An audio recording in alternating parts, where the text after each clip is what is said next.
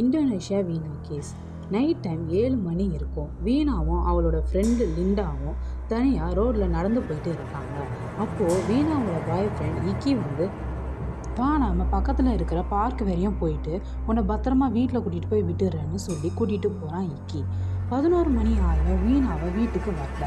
அதனால் வீணாவோட பேரண்ட்ஸ் வீணாவை தேடுறாங்க. அப்படி தான் லிண்டா கிட்ட வந்து கேட்கும்போது வீணா இக்கி கூட பார்க் வரையும் போயிட்டு வரேன்னு சொல்லிட்டு போனாங்க அப்படின்னு சொல்கிறான். வீணாவோட ஃபேமிலிக்கும் இக்கியோட ஃபேமிலிக்கும் இவங்க 2 பேரோட லவ் மேட்டரும் தெரியும். அதனால் அடுத்த நாள் வரையும் வெயிட் பண்ணுறாங்க அவங்களோட பேரண்ட்ஸ்.